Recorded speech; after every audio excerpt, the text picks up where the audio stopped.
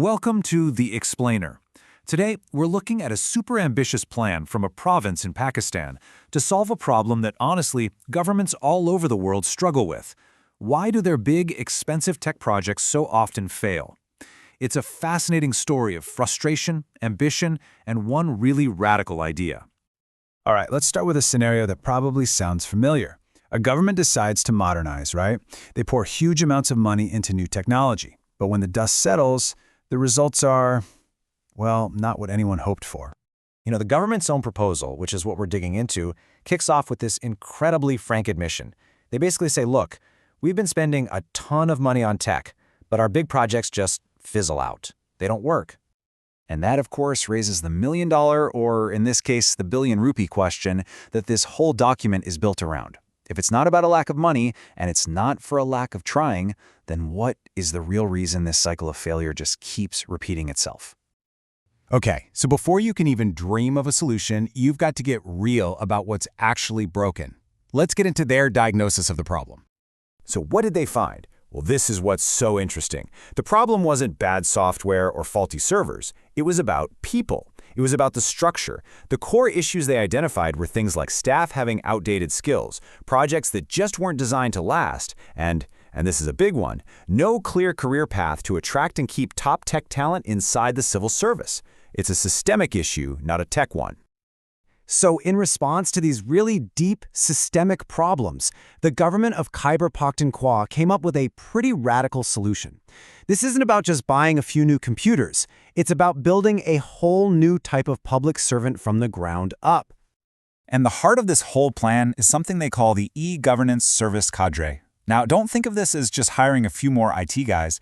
It's more like building an elite digital special forces inside the government, a dedicated team of specialists with a real career path who are judged on their performance and who have the authority to actually get things done. And as you can see, this is not just some vague idea sketched on a napkin. They've put together an incredibly detailed, comprehensive proposal that maps out everything from the overall strategy to the specific jobs and roles needed to make this whole thing a reality.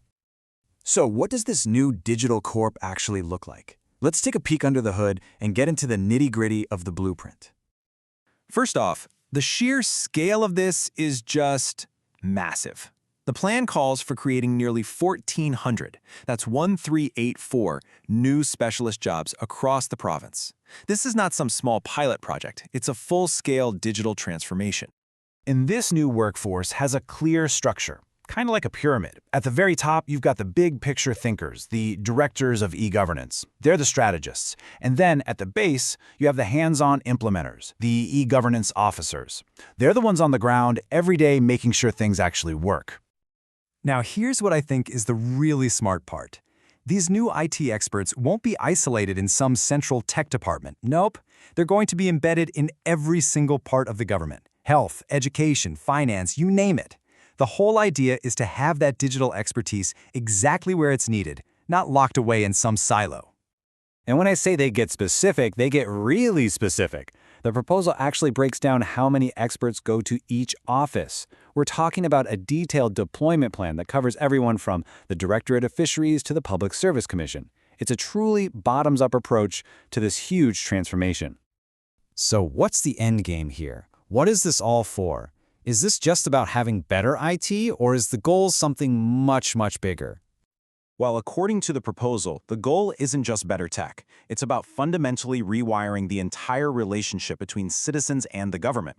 The big dream here is to deliver better, faster, more transparent services, which they hope will also reduce corruption and just make it easier for people to get the information they need. Which, of course, leads us to the big, looming question at the center of all this. It's one thing to hire new people with new skills, but it's another thing entirely to change the deep-rooted culture of a massive bureaucracy. Can a new team of specialists really reboot an entire government's operating system? So in the end, what we're looking at is a beautifully detailed, incredibly ambitious plan. The blueprint's all there, but, a plan is just a piece of paper. The real challenge, and the real story that's yet to be written, is turning this document into a living, breathing reality. And that is where the truly hard work begins.